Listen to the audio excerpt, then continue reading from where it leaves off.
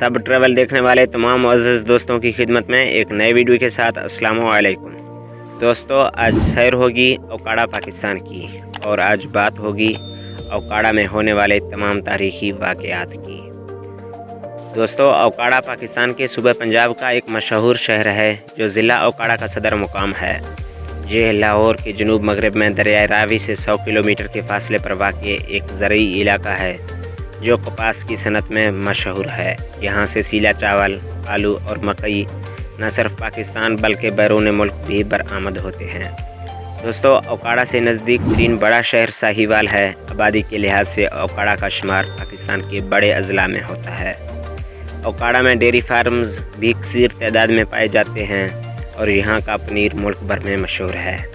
دوستو، اس کی مزید تفصیل میں جانے سے پہلے تمام دوستوں سے ایک چھوٹی سی گزارش کہ ہمارے چینل سب ٹریول کو سبسکرائب کریں اور ساتھ والے بیل آئیکن کو دبانا نہ بھولیں تاکہ ہماری معلوماتی ویڈیوز کا نوٹیفیکیشن آپ دوستوں کو ملتا رہے۔ دوستو، یہ شہر کا نام اوکا نامی درخت سے منسوب ہے۔ جب انگریز حکومت نے ریلوے لائن بچھانے کا فیصلہ کیا تو انہوں نے ایک ریلوے اسٹیشن یہاں یعنی اوکاڑا میں بنانے کا فیصلہ کیا۔ یہاں ایک بندہ دودھ خشک کر کے بیچا کرتا تھا۔ اس نے ایک چھوٹی سی دکان اوکاں درخت کے نیچے بنائی۔ اسی اوکاں درخت کی وجہ سے یہ اوکاں والی دکان مشہور ہو گئی۔ بعد میں اسی اوکاں درخت سے لفظ اوکاڑا بن گیا۔ دوستو، 18ویں صدی عیسوی میں یہاں اوکاں کا جنگل بھی ہوا کرتا تھا جس میں مسافر ٹھہرا کرتے تھے۔ اوکاڑا کو اوکاں والا اور اوکاں اڈا بھی کہا جاتا تھا۔ اوکاڑا ایک ہندی لفظ اوکاڑا سے نکلا ہے جس کا مطلب جنگجو اور غیرت مند ہے۔ دوستو، سن 1849 میں پنجاب پر برطانوی قبضے کے بعد 2 سال پاک پتن ضلعی ہیڈ کوارٹر رہا۔ 1851 میں انگریزوں نے ایک نئے ضلع منٹگمری کی بنیاد رکھی جس کا ہیڈ کوارٹر گوگیرا کو بنایا گیا تھا۔ تب موجودہ ساہیوال، پاک پتن اور اوکاڑا اسی ضلع کے حصے تھے۔ سن 1865 میں ضلع کا ہیڈ کوارٹر ساہیوال یعنی اس وقت کے منٹگمری میں شفٹ کر دیا گیا۔ 20ویں صدی کے آغاز تک اوکاڑا ضلع منٹگمری کا ایک چھوٹا سا شہر تھا۔ دی اربن یونٹ کے تحت اوکاڑا پر تیار کی گئی رپورٹ کے مطابق نہری نظام متعارف کرائے جانے سے پہلے اوکاڑا ایک بنجر علاقہ رہا۔ سن 1913 میں پہلی لوئر باری دوآب اور اس کے بعد پاک پتن اور دیبال پور کی نہروں نے اس علاقے کو کھیتی باڑی کا مرکز بنایا۔ سن 1918 میں ریلوے لائن بچھنے سے اوکاڑا کراچی اور لاہور سے بھی جڑ گیا، جبکہ سن 1925 تک اوکاڑا کو سڑکوں کے ذریعے سبھی بڑے شہروں کے ساتھ بھی جوڑا جا چکا تھا۔ دوستو، سن 1913 میں اوکاڑا کو ٹاؤن کمیٹی اور پھر سن 1930 میں میونسپل کمیٹی کا درجہ دیا گیا۔ میونسپل کمیٹی کا درجہ ملتے ہی اوکاڑا کو تحصیل آفس اور پولیس اسٹیشن کی سہولیات بھی میسر ہو گئیں۔ سن 1936 میں جب اوکاڑا میں برلا گروپ نے ستلج ٹیکسٹائل مل کی بنیاد رکھی تو اوکاڑا کے لیے معاشی کی ترقی کے دروازے کھل گئے اور ارد گرد کے علاقوں سے لوگوں کی ایک بڑی تعداد شہر میں آ کر آباد ہو گئی۔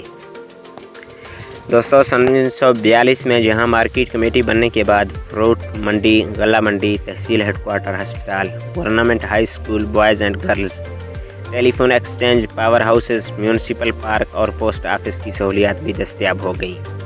اوکاڑا کی آبادی کا بڑا حصہ ہندوؤں اور سکھوں پر مشتمل تھا جو تقسیم ہند کے بعد بھارت چلے گئے، جن کی جگہ بھارت سے آئے ہوئے مہاجر مسلمانوں کی بڑے پیمانے پر آباد کاری کی گئی۔ سن 1967 میں یہاں فوجی چھاونی قائم کی گئی۔ سن 1982 میں جب اوکاڑا کو ضلع کا درجہ دیا گیا تب یہ 2 تحصیلوں دیپال پور اوکاڑا پر مشتمل تھا۔ دوستو، سن 1988 میں بابا فرید شوگر مل کے لگ جانے سے ضلع اوکاڑا کو مزید معاشی تقویت مل گئی۔ یہ شوگر اب بھی پاکستان کی بڑی شوگر ملوں میں سے ایک ہے۔ جغرافیائی لحاظ سے اوکاڑا کے مشرق میں قصور، مغرب کی طرف ساہیوال اور پاک پتن، شمال میں فیصل آباد اور شیخ پورہ، جبکہ جنوب میں بھاول نگر واقع ہے۔ دوستو، اس کے مشرق میں دریائے ستلج جبکہ مغرب میں دریائے راوی اور دریائے بیاس جو اب مکمل طور پر خشک ہو چکا ہے بہتے ہیں۔ یوں تو دریائے ستلج میں سال کا بیشتر حصہ پانی کی مقدار کافی کم دیکھنے کو ملتی ہے، مگر اگست اور ستمبر کے مہینے میں بارشوں اور بھارت کی جانب سے پانی چھوڑے جانے کے سبب اکثر طغیانی بھی آ جاتی ہے۔ ضلع اوکاڑا اس وقت 3 تحصیلوں پر مشتمل ہے جس میں تحصیل اوکاڑا، تحصیل دیپال پور اور تحصیل رینالہ خورد شامل ہیں۔ دوستو، ضلع اوکاڑا کا رقبہ 4377 مربع کلومیٹر پر مشتمل ہے۔ सन 1998 کی مردم شماری کے مطابق اس کی آبادی تقریباً 22 لاکھ پر مشتمل تھی، جو اس وقت اندازتاً 32 لاکھ تک جا پہنچی ہے۔ اس علاقہ میں بسنے والے مشہور ذاتوں میں سید، بلوچ، شیخ، رائی اور کچھ اور بھی کھرل وغیرہ شامل ہیں۔ اگر یہاں کی لوگوں کی بات کی جائے تو مشہور صحافی آفتاب اقبال، جنید احمد، ادیب ظفر اقبال، مشہور ناولسٹ اور شاعر علی اکبر ناطق، شاعر اقبال صلاح الدین اور پنجابی شاعر بابو راج علی کا تعلق بھی اسی علاقے سے ہے۔ محمد حنیف، جنہوں نے اوکاڑا پر ایک مشہور کتاب اے کیس آف ایکسپلوڈنگ مینگوز لکھی، بھی اسی ضلع سے تعلق رکھتے ہیں۔ یہاں پائے جانے والے درختوں میں کیکر، اوکاں، بیری اور ونڈ پائے جاتے ہیں۔ اوکاڑا میں آلو کی منڈی ایشیا کی سب سے بڑی منڈی مانی جاتی ہے۔ یہاں کاشت کردہ فصلوں میں گندم، مکئی، ٹماٹر، چاول، کپاس، آم اور مالٹا سیر فہرست ہیں۔